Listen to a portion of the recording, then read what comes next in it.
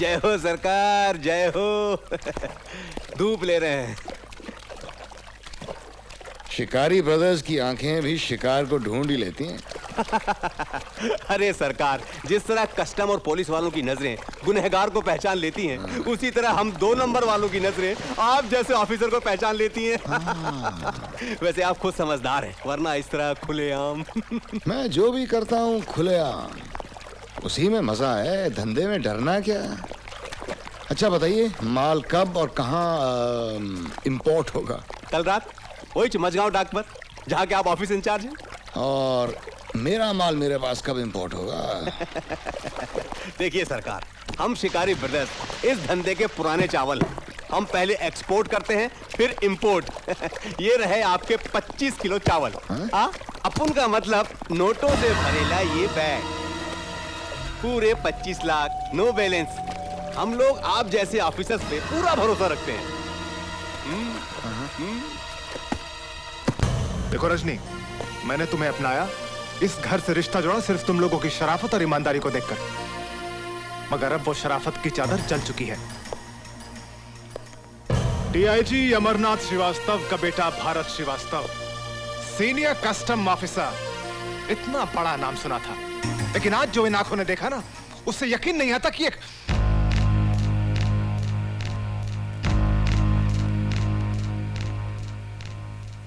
लो आ गए तुम्हारे भैया। बैग भी हाथ में है, वो भी वर्दी के साथ। क्या बात है गौतम, तुम कहना क्या चाह रहे हो? अपने गिरेबान में झांक कर देखिए, वजह खुद ब खुद जान जाएंगे। देखो गौतम, तुम पुलिस वाले हो और मैं कस्टम्स वाला हूँ। हम दोनों को एक दूसरे के काम में दखल अंदाजी नहीं करनी चाहिए। क्यों नहीं करनी चाहिए? श्रीवास्तव खानदान के साथ अब मेरा नाम भी जुड़ चुका है, और मैं नहीं चाहता कि सफेद वर्दी पर कोई कीचड़ उछाले और दाग मेरी खाकी वर्दी पर भी लगे। नहीं गौतम नहीं, ऐसी कोई नौबत नहीं आएगी। तुमने मुझे अच्छी तरह से पहचाना नहीं। पहचानने के लिए अब रह क्या गया है भैया। उफ़ो गौतम, ये क्या हो गया तुम्हें?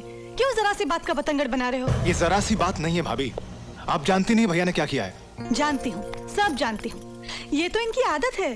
क्या? किसी से अपना फर्ज, अपनी वर्दी को बेचकर अपने देश से गद्दारी करना इनकी आदत है? इसका मतलब तो ये हुआ कि जिस छत के नीचे मैं खड़ा हूं, उसके नीचे रहने वाला हर इंसान रिश्वत की रोटियां तोड़ता है। बेईमानी अब इस घर का धर्म बन चुकी है। गौतम, तुम कुछ सुनोगे भी या सिर्फ बोलते रहोगे? सुनने के लिए बचा क्या है भारत श्रीवास्तव? जिंदगी में पहली बार मेरी आंखों ने इंसानों को पहचानने में धोखा खाया है, लेकिन अच्छा ही हुआ।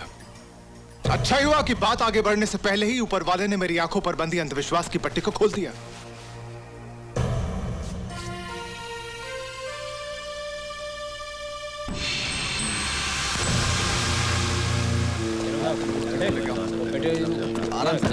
ठीक है, नहीं इधर क्या बोल जल्दी।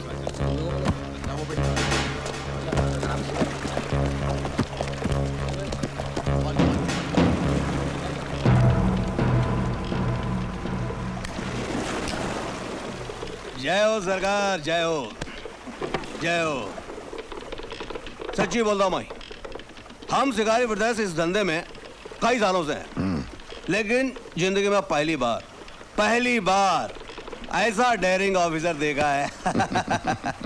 वर्दी, ये शराब और डॉक में बैठे बैठे बेईमानी। मान गए सरकार, मान गए। लगता है कि आपकी और हमारी खूब जमेगी। हिलाइए। मिस्टर पप्पू शिकारी, दोस्ती या दुश्मनी जब तक जम के ना हो मजा नहीं आता। नहीं सरकार नहीं, दुश्मनी की तो बात ही मत कीजिए। नहीं, भगवान करे हमारी और आपकी दोस्ती को किसी की नजर न लगे। लेकिन अच्छे काम को नजर तो लगती है पप्पू साहब। ये देखिए। क्या है भैया? ये तो 25 लाख की सरकारी रसीद है। हाँ, ये उसी 25 लाख के काले धन की सरकारी रसीद है जो तुमने मुझे दिया था। लेकिन ये तो मैंने तुम्हारे घर के लिए दिए थे, इसे ये सरकारी खजाने में क्यों जमा करा दिए? वो इसलिए मिस्टर पप्पू शिकारी कि यही मेरा स्टाइल है। तुम जैसे पुराने चावल को मैं बिना चबाए निगल जाता हूं। तुम जैसे गद्दारों और देशद्रोहियों ने इस वर्दी को इतना सस्ता समझ रखा है अब मैं तुम्हें तो क्या, तुम जैसे सारे गद्दारों को ऐसा सबक सिखाऊंगा कि वर्दी को दोबारा खरीदने से पहले 100 दफा सोचोगे। आज से शिकारी ब्रदर्स का खेल खत्म। You are under arrest.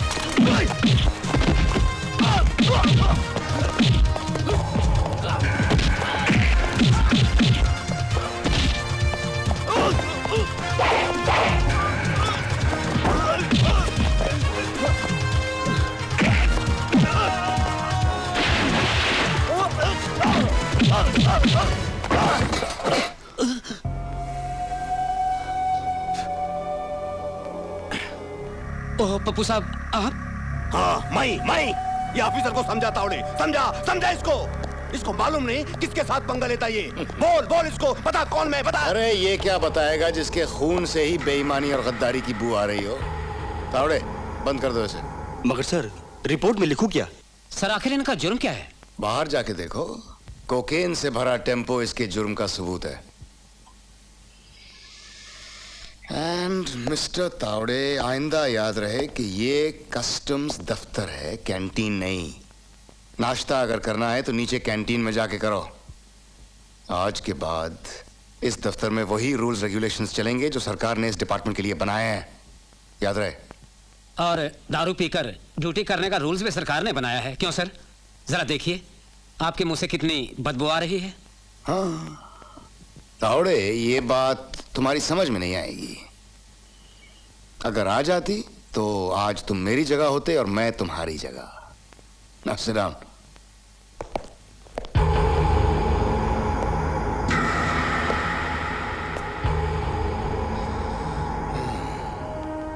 आइए इंस्पेक्टर गौतम यादव, आप भी पीछा करते करते यहां तक पहुंच गए।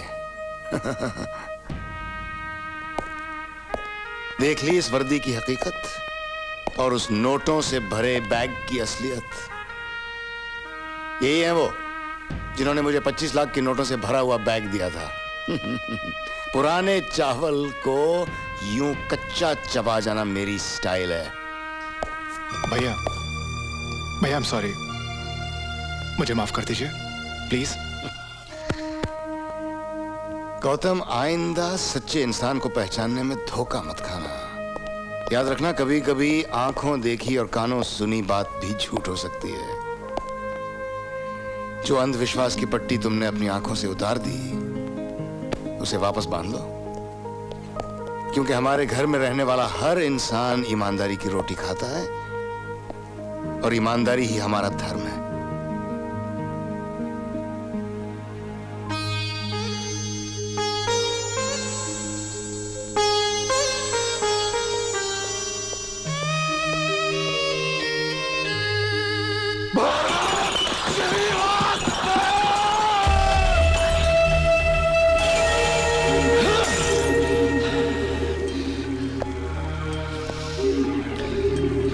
उस हरामजादे ने हमें डबल क्रॉस किया है। मैं उसे जिंदा नहीं छोड़ूंगा, खत्म कर देंगे उसे हम। अरे ना भाई ना, उसको मारेंगे ना तो ये केस और बिगड़ जाएगा। असू भाई, पप्पू किसी भी कीमत पर छुटना चाहिए, समझे? अरे ओ काले कोट वाले साहब, कानून को डस लो, जहर को जहर ही मारता है, अंडरस्टैंड? इस केस को इतना उलझा दो कि कानून खुद उलझ के रह जाए और हमारा भाई छूट जाए। अरे छुट्टी जैसे चीनू भाई, छुट्टी जैसे। तुम्हें जरा धीरे रखो ना। जब ये सारे कानूनी पैंतरे फेल हो जाते हैं ना, तभी ये हंसू भाई एक कच इलाज अजमाता है। अने इलाज का नाम है सिकंदर दवाई। देखो सलीम, मेरा नाम है सिकंदर खान लोग मुझे प्यार से सिकंदर दवाई कहते हैं, क्योंकि मेरे पास हर मर्ज की दवा है। झूठ को सच, सच को झूठ साबित करना मेरा पेशा है। हर मुजरिम मुझे सब कुछ सच बता के चला जाता है। बताओ, तुमने किया क्या था? बलात्कार। लड़की कितने साल की थी? शादीशुदा या कुंवारी? अब कुंवारी, करीब 17 साल की। 17 यानी खतरा। गए 7 साल के लिए अंदर। अगर मुझे सजा काटनी होती तो तेरे पास क्यों आता? चुप। अब्बू चाचा सब्जी लेने गए हुए हैं, उनके आने से पहले सब कुछ सच से बता दे। बलात्कार कहाँ और किस वक्त किया था? अरे कमाल है, ये वकील की तरह सवाल पूछे जा रहा है तू। सजा भुगतनी है नहीं तो मेरे हर सवाल का सच सच जवाब दे। बलात्कार खेरवाड़े की झोपड़पट्टी में किया, रात को 10:30 बजे। लड़की का नाम? नाम क्या नाम था? हाँ, चंपा। ये हुई ना बात।